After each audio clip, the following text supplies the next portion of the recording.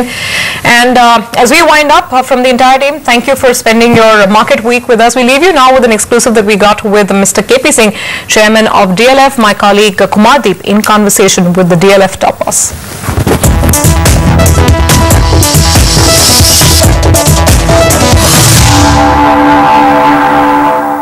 Whatever the odds, here's the story of a man who has lived and developed not just an industry but has created millions of jobs. Mr. KP Singh, welcome to Bloomberg UTV. Thank you. You have written a wonderful book, Whatever the Odds. Let me begin by asking you, what were the odds? Well, I've recounted some of the odds in my book, but it has helped me to discover myself, frankly. When you write a book and you do a serious job, it took me almost 2 years, so it helped me to discover myself. And in that context, I found that for whatever reason, I don't know, I was always facing odds in my life. And the fact is that I never gave in. And I don't recollect anywhere where I just left. I just kept fighting. So at the end of the day, it was perhaps God's blessing and determination, whatever you might call it. And I plugged on in life from one step into the another step. So odds has been a way of my life, actually. Right. One of the odds that you mentioned in the book is that you almost sold DLF or your share in DLF for 26 lakh rupees. Mm-hmm. In retrospect, when you were penning down those words in the book, do you think that if that had happened, DLF would not have reached the heights it has today? Well, definitely, DLF would have been a different story. Perhaps I would not have reached that height, and these memoirs would have never have been written, and nothing could have been DLF. Because DLF, as I explained in my book, was a great brand which was founded by my father-in-law in 1946. And by sheer hard work, he earned fantastic goodwill with people. So he created a brand. But then unfortunately the government took over. In 1961, this business of urban land was nationalized. Just couldn't do in private sector, not permitted anywhere. So because of that issue, DLF had no business, and DLF actually closed down. We diversified into manufacturing operations. So naturally, what the main core of the business for which the brand name was there, the business was not there. And naturally, the business was not there. The government policies were against private sector. Money was not there. Banks were not allowed to lend for real estate operation. So question, what do you do? Logically, therefore, the company was closing down. It was virtually closed down. So at that time, the other member of my father-in-law's family, his brother, who was running a successful company, and he had money, and perhaps he wanted to have a go at real estate. Wanted to buy our shares, my shares. See, between me and my wife and my sister-in-law, we control the controlling shares of the company. And so I had to agree to sell. And frankly, since I was very much interested at that time in manufacturing operations, I was quite happy. This was a neglected undertaking for me also. So I was not very keen, and as you have seen in my book, therefore it was like a pittance, virtually 26 lakhs, neither here nor there. But it was a desire of the head of the family that instead of letting the brand die, let somebody else give a try. And that is how it was agreed. But then finally, when I had just about done that, my wife and my sister-in-law, who, as I said, between both of them, these girls had the shares and myself controlling shares. When they said, no, I don't think you should give up. we should not let a family silver go. According to them, manufacturing was not a family silver. According to them, a real estate brand name of DLF was the family silver. And then the scene came one gentleman called Mr. Bagai, who was a tax advisor, but he was very vehement.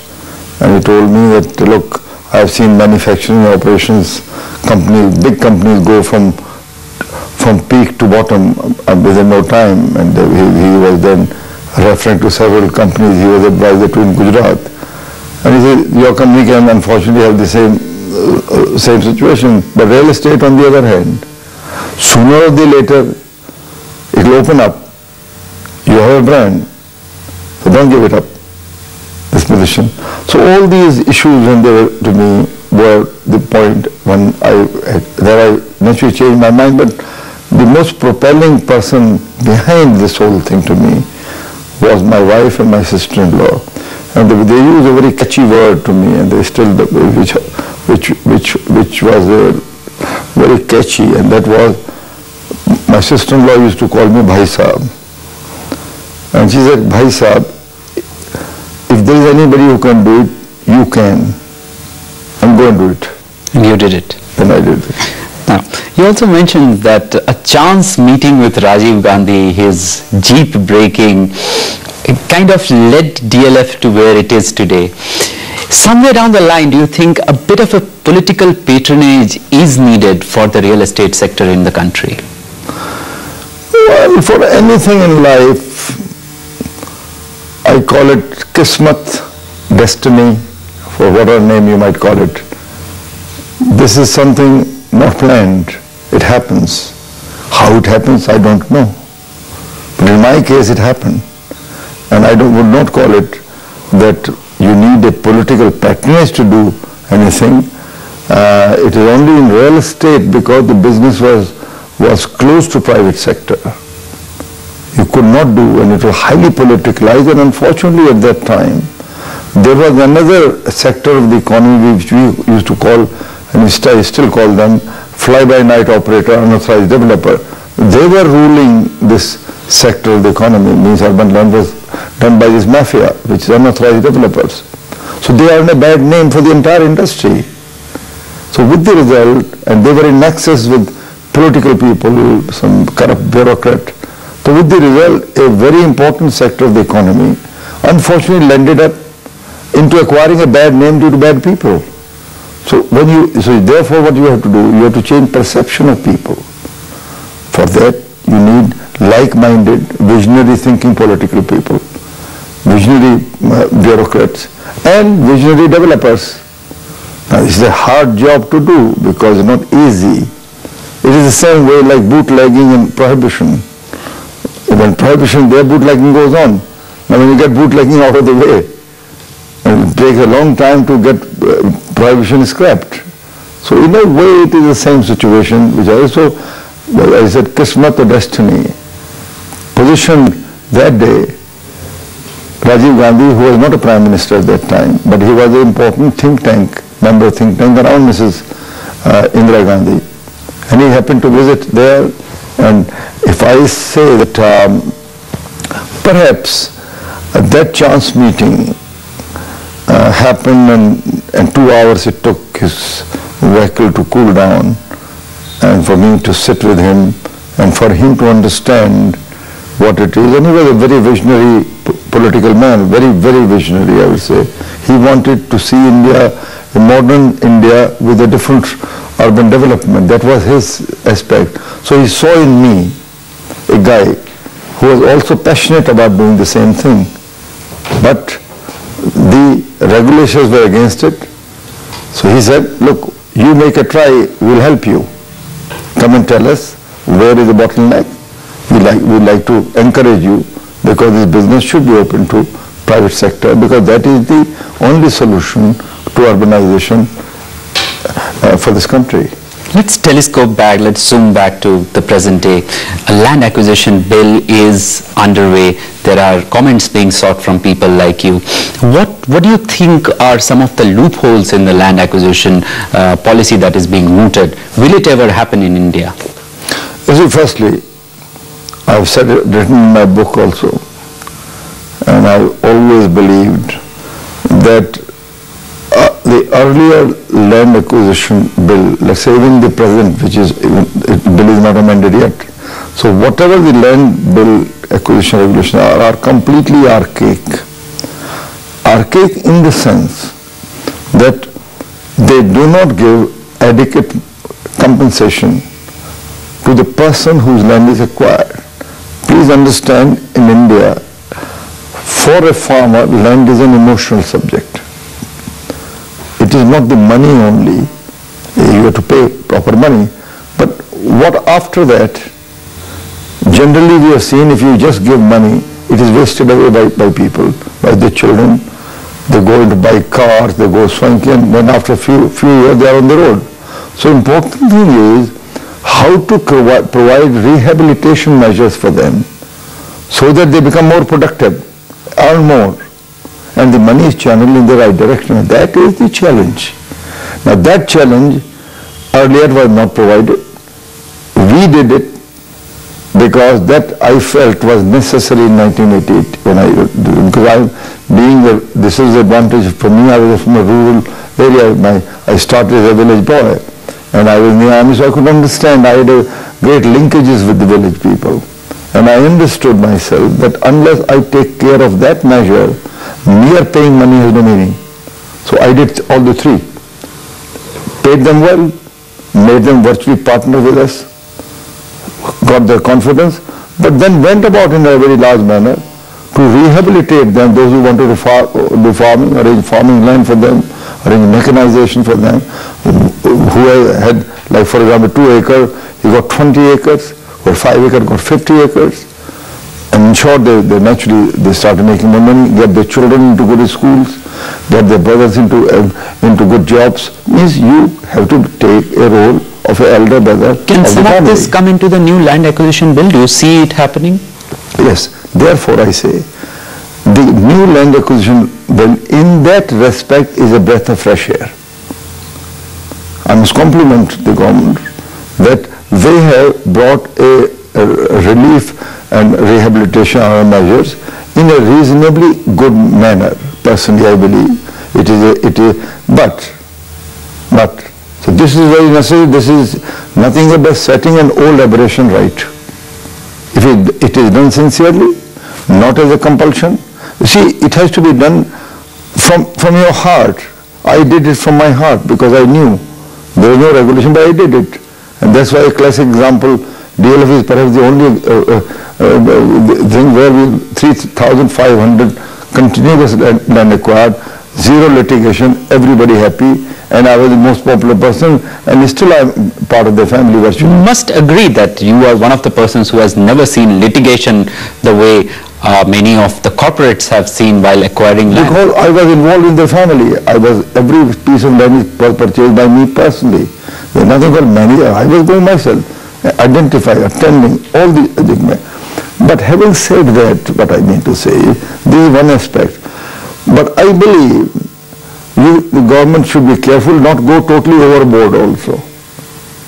Because if you bring a wrong land acquisition bill, it will affect the entire economic development of the country. Now therefore, where I find lacuna in this thing is, as I said, R&R rehabilitation is excellent, superb. But the other side of the story, is, in my view, not because I understand my business of urbanization, but I honestly believe, and there's a superb study given by McKinsey only 2 years back. I think you folks must read that. It is a very superbly brought out document which brings around that the biggest issue before this country in India is going to be urbanization explosion in the coming decade and years. Because what is happening is, they've identified clearly, like for example, now in the next 20 years, if we start a city, it takes not 20, it takes 30 years. Gurgaon, we started 80, it is nowhere near complete now. So if we started in 1980 and it is nowhere complete, almost 30 years have gone. It takes that much time. So therefore, if you see, they forecasted that today there are 42 cities of 1 million population in India. They are forecasting that in the next 20 years, this 42 will be minimum 68, more like 75, which means virtually in a way almost doubling.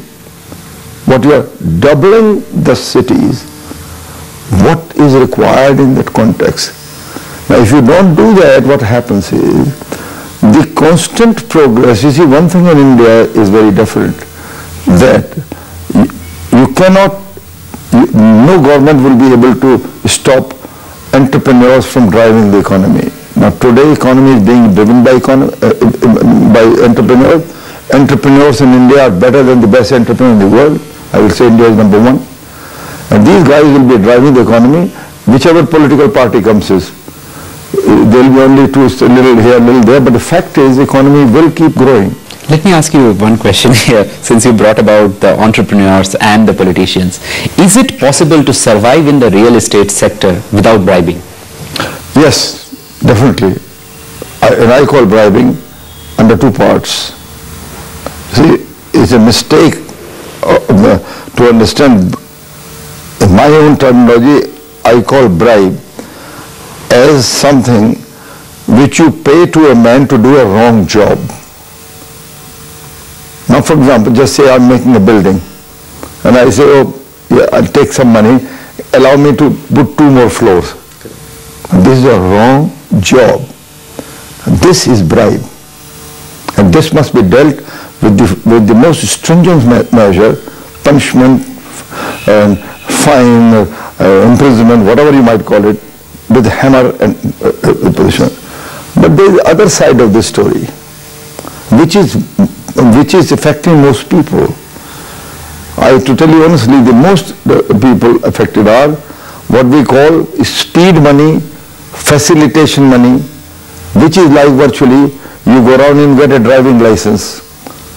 My driving license regulation is that, for example, a man like me, I'm supposed to go to get my driving license renewed by, I have to visit the office.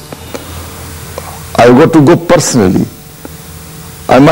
It's absolutely archaic, completely. Like when you go anywhere, there is a low-level executives, officers, paid very, very poor. They can sit on your file. They can do nothing. They can't reject it because what you are asking, if you are asking the right thing, if your file, you are asking the right thing, they can only delay. They can't reject because you have to have, you can go, but if you believe telling a guy, can you please recommend 2 more floors, this means you are entering into bribing. But if you do that, please expedite, give my approval, and therefore the only answer for that is small change of governance model in the country, means make everything time bound. No officer should be allowed to sit on a file more than, a week. If you cut that out and make it, if it is called a deemed approval, if you don't get your approval within 3 months' time, for example, it is deemed to be approved. Finally, there are 2 questions I want to ask. Do you really see the real estate sector growing from now on, given the overall economic situation? There's a high interest rate regime, there is issues regarding land acquisition, there are issues regarding transparency. Some of your other corporates operating in the same space, if they were in US, would have filed for bankruptcy. Do you see the sector growing? No, for that, let me ask you a question. Then answer will follow. India is growing? Yes. This growth cannot be stopped. Mark my word, I may not be alive, naturally in the next couple of decades, but as time goes by, entrepreneurs will take India to new heights. new heights. This all 7-8%, whatever government may do, they are temporary thing like bringing interest rate up and all. By some way, they are important tools for inflation, but they are not end in it. Inflation get tamed only when you increase the supply side. Inflation is only interest rate is one of the contributory factors, but not the only. But against that is what you lose if development doesn't take place. And my sense of judgment is that you will see it now, when the slowdown happens, revenues will go down in the country, people will be laid off, there will be chaos completely. Reserve Bank will be forced to go back again to start learning. Mr. KP Singh, thanks for speaking to us on Bloomberg UTV. Thank you, sir. Enjoyed very much. Thank you. Thank you.